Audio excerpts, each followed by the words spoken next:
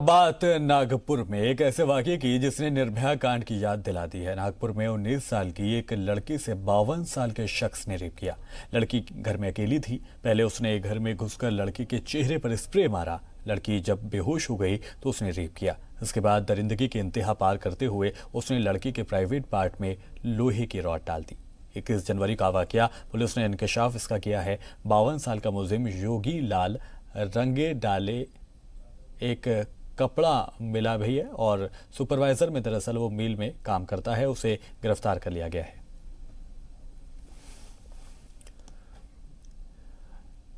Unnao rape मुतासिरा के वकील की हालत और बिगड़ गई है, जिसके बाद वकील को लखनऊ के लोहिया इदारे में दाखिल कराया गया है। वकील महेंद्र सिंह को दिल्ली पुलिस की सिक्योरिटी में लोहिया इदारे लाया गया और यहां न्यूरोलॉजी डिपार्टमेंट में वकील महेंद्र सिंह दाखिल हैं। आपको बता दें कि रायबरेली जाते वक्त उन्नाव रेप मुतासिरा के साथ हुए एक्सीडेंट में वकील महेंद्र सिंह जख्मी हुए थे। उनका कई दिन तक दिल्ली के एम्स में भी इलाज चला था।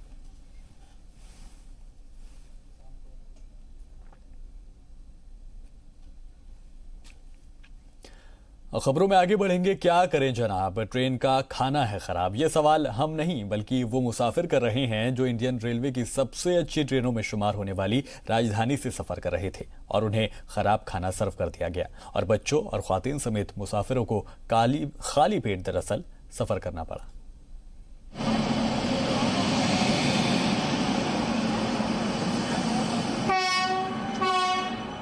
ये शताब्दी एक्सप्रेस का खाना है। ये खाना दिखने में जितना खराब है, खाने में उससे भी ज्यादा खराब है। और शताब्दी एक्सप्रेस की पेंट्री से मुसाफिरों को यही खाना मिल रहा है।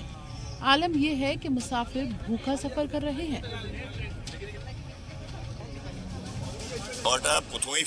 फ्राइड राइस पूरी तरह से खराब है। खाने से बदबू आ रही है। इनका वेज आइटम तो खराब है ही, चिकन भी पूरी तरह से खराब है। खाना खराब है लेकिन फिर भी लोग उसे सर्व कर रहे हैं।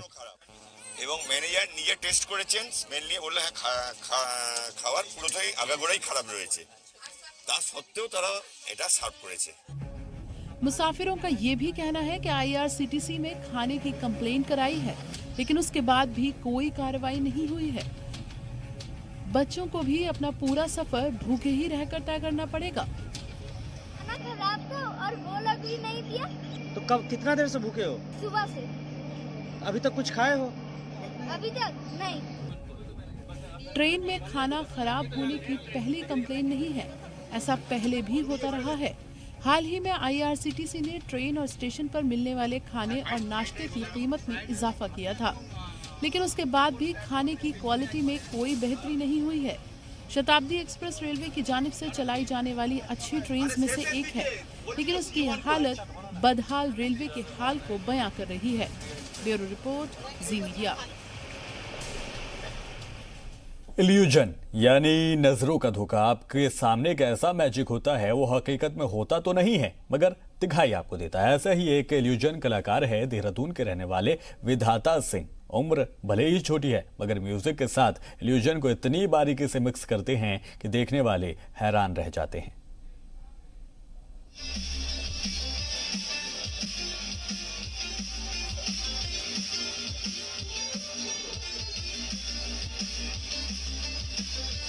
आपने कई तरह का मैजिक देखा होगा मगर म्यूजिक और इल्यूजन की ऐसी मिक्सिंग शायद ही कभी देखी हो, क्योंकि ये है दून के विधाता सिंह की मायावी दुनिया।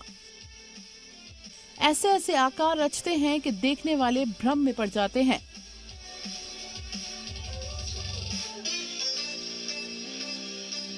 विधाता सिंह ने इल्यूजन की ऐसी महारत हासिल कर ली है कि उनके करतबों को देखकर सभी दांतों तले उंगली दबा लेते हैं।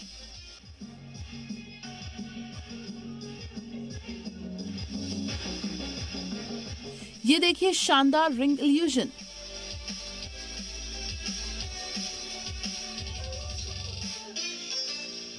ग्लो इफेक्ट, बबल शो जैसे मैजिक में ये महारत ही है।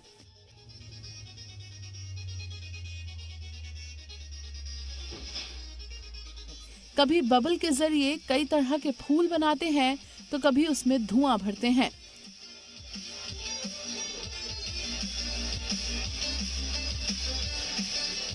अब जरा नटखट मिक्कू के साथ विधाता का डांस भी देखिए। मिक्कू विधाता का मंकी है और दोनों की जोड़ी लोगों को कैसे लोटपोट करती है, देखिए।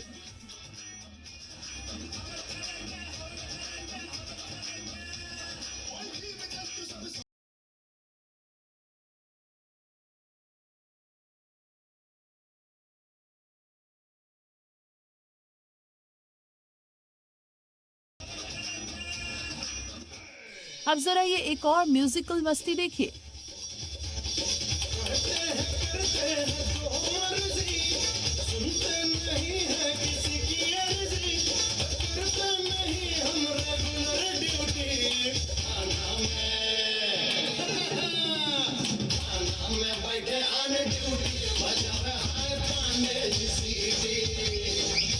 कई टेलीविजन शो में हिस्सा ले चुके विधाता सिंह जगह जगह अपनी कला का मुजाहिरा करते हैं और इन आइडिया का क्रेडिट पीएम मोदी को भी देते हैं। कहते हैं कि वजीर आजम ने इनोवेटिव आइडिया के लिए नौजवानों को जो मुतासिर किया है, ये उसी की देन है। इस कला को बोलते हैं इनोवेटिव एक्ट्स। जो मैं करता हूँ वो बहुत सारी चीज़ें लाइक रिंग इल्यूजन्स होता है, मैजिक होता है, और मैं बबल शो करता हूँ और भी बहुत सारी चीज़ें करता हूँ। उसको एक इनोवेटिव एक्ट का नाम देते हैं कि सबसे अलग हटके, ये आपको कोई और दूसरा करने वाला नहीं मिल सकता। और ये सब मैंने अपने पापा से सीखा है। मैं इसी में ही करियर बनाना चाहता हूँ, इसी से ही अपना घर चलाना चाहता हूँ और पापा को एकदम प्राउड फील कराना चाहता हूँ। बेटे के ऐसे हुनर से विधाता सिंह के वालिद बेहद खुश हैं। कहते हैं कि विधाता को ये कला यूं ही नहीं मिली, इसके लिए उसने दिन रात मेहनत की है। इसने बहुत दिन रात मेहनत करी, तो हमने मतलब 15 से 16 टाइप के रिंग इल्यूजन्स किए, तैयार किए। तो इसने बहुत दिन रात मेहनत करके, रिंग इल्यूजन में बहुत मेहनत करके ये टीवी पे आया। इस क्षेत्र में बने रहना है तो आपको कुछ अलग हटके करना है। तो हमने फिर बैठ के हम आइडियाज़ लेते रहते थे कि कभी रिंग इल्यूजन के बाद फिर पपेट्री, फिर बबल शो, फिर मैजिक और म्यूज़िक। अब इसने टेटनी में भी कीबोर्ड, गिटार और ड्रम्स भी बहुत अच्छा बजाता है।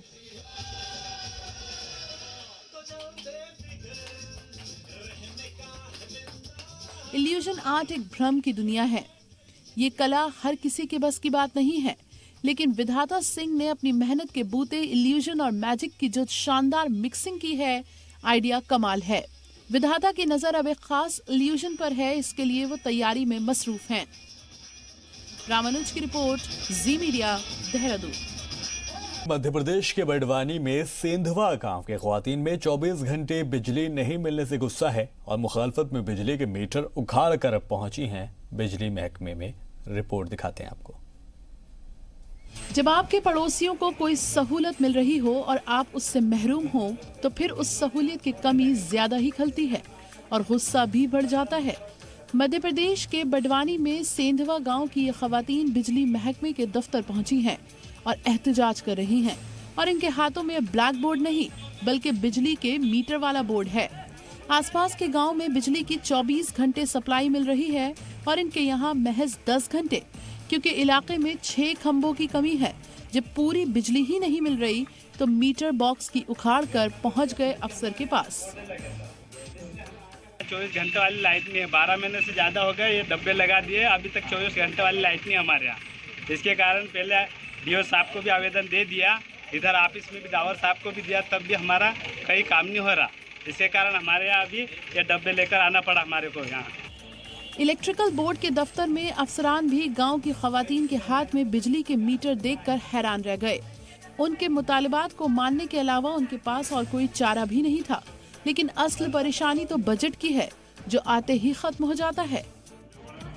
इनके जो भी इनका सर्वे करवाते, सर्वे करवाने के बाद में इनको जो हमारे एक केंद्रीय सहायता योजना के लिए अभी सर्वे आया है उसमें इनको शामिल कर लिया गया है। जैसे ही वहाँ से हमें कोई सा फंड आता है तो उसमें इनको शामिल करके इनके यहाँ का पहले का काम करवाया जाएगा। गुलाबी साड़ियाँ पहने और हाथों में मीटर लेकर बिजली महकमे में खड़ी इन खवातीन में कोई अपने घर का कामकाज छोड़कर यहाँ आया है तो कोई अपने बच्चों को लेकर ही पहुँच गया है।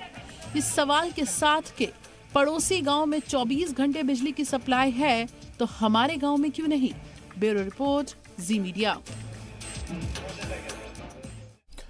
आलमी शोहरत याफ्ता सूफी ख्वाजा गरीब नवाज के 808वें उर्स की तैयारियां शबाब पर हैं। इन दिनों मेहमानों को सालाना उर्स के लिए दावतनामा भेजने का काम तेजी से किया जा रहा है। 24 फरवरी को जन्नती दरवाजा खुलने के साथ ही 808वें उर्स की शुरुआत हो जाएगी। उसे 24 फरवरी से शुरू होकर 5 मार्च तक उर्स ये चलने वाला है। इस दौरान 9 दिन खुसूसी तैयारियां की जाएंगी। खादिम कुतुबुद्दीन सखी के मुताबिक उर्स की शुरुआत 24 फरवरी से होगी और इसका झंडा 20 फरवरी को बुलंद दरवाजे से चढ़ेगा। इस दौरान बॉलीवुड की कई हस्तियों के साथ ही सियासी और दीगर शोबों से जुड़ी शख्सियत जियारत करने अजमेर पहुंचती हैं। ऐसे में उन तमाम मेहमानों के लिए दावतनामे छापे जाते हैं जिससे कि उन्हें तारीख की पूरी मालूमात हो सके।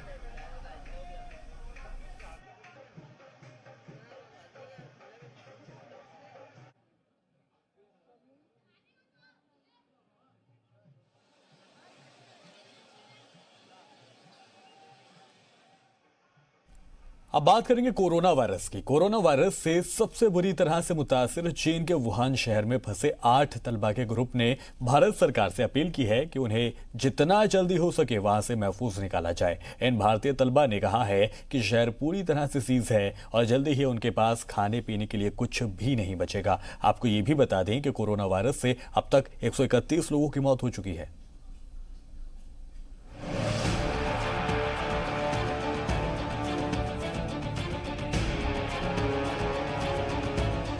पूरा चीन ही नहीं, दुनिया के 15 से ज्यादा ऐसे ममालिक हैं जहां कोरोना वायरस पहुंच चुका है और इसके असर उन ममालिक में दिखने लगे हैं।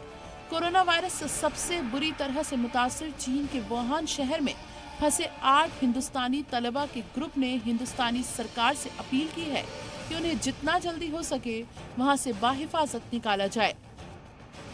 Wuhan university of science and technology में पढ़ने वाले इन हिंदुस्तानी तलबा ने कहा कि शहर पूरी तरह से सील है और जल्द ही उनके पास खाने पीने के लिए कुछ भी नहीं बचेगा। कोरोना वायरस की वजह से चीन में अब तक 131 लोगों की मौत हो चुकी है, लेकिन वजीर खारजा ने ये कहा है कि सभी को चीन से बाहिफाजत ले आया जाएगा। हमारे राजदूतावास जो हैं चीन के सरकार के साथ उनका संपर्क है, तो हम लोग अभी प्रयास कर रहे हैं कि इवैक्यूएशन का जो है प्लेन भेज के हमारे स्टूडेंट, ज़्यादातर स्टूडेंट हैं उस शहर में, वुहान शहर में, तो उनको वापस कैसे लाया जाए, तो ये प्रयास जारी है। चीन में हिंदुस्तानी सिफारत खाने में फंसे हुए हिंदुस्तानी तलबा से राब्ता किया है और उन्हें हर मुमकिन मदद की यकीन दहानी कराई है। शहर में वायरस फैलता जा रहा है और इस वजह से तलबा मुसलसल डर और फिक्र में जी रहे हैं। सरकार से रेस्क्यू की अपील करने वाले तलबा असम, दिल्ली, महाराष्ट्र, मगरबी बंगाल और जम्मू कश्मीर से हैं। चीन में हालात दिन ब दिन बिगड़ते जा रहे हैं। वुहान शहर कई दिन से बंद है। एहतियातन ट्रांसपोर्ट की आमदोरफ्त भी बंद कर दी गई है। लोगों को सलाह दी गई है कि वो अपने अपने घरों में ही रहें, बाहर न निकलें। दूसरे ममालिक से आने वाले प्लेन में किसी तरह से मेडिसिन स्प्रे करके उन्हें बाहिफाजत महफूज बनाया जा रहा है। वो आप इन तस्वीरों में देख सकते हैं। बचाव का तरीका हर कोई अपना रहा है, लेकिन फिलहाल कोरोना से बचना चीन के बस की बात भी नहीं लग रहा है। ब्यूरो रिपोर्ट, जी मीडिया। में आगे बढ़ेंगे। दिल्ली के शाहीन बाग में एहतजाजी और शहरियत कानून के खिलाफ एहतजाज कर रही बुजुर्ग ख्वातीन भी यहाँ पर नजर आई। आज जंतर मंतर पर बड़ी तादाद में ख्वातीन एहतजाज करने पहुंची हैं। तस्वीरें आप देख सकते हैं, ये कुछ देर पहले की तस्वीरें हैं जहां पर हजारों की तादाद में प्रदर्शनकारी एहतजाजी वहाँ पर शरीक हुए और अपनी मुखालफत जो है वो दर्ज कराई। और ख़ास बात ये रही कि इस एहतजाज में बुजुर्ग ख्वातीन की अच्छी खासी तादाद जो है वो देखने को मिली। और हमने एक बुजुर्ग को सुना भी जिन्होंने कहा कि वो पीछे हटने के लिए तैयार नहीं है, ये कानून वापस होना चाहिए।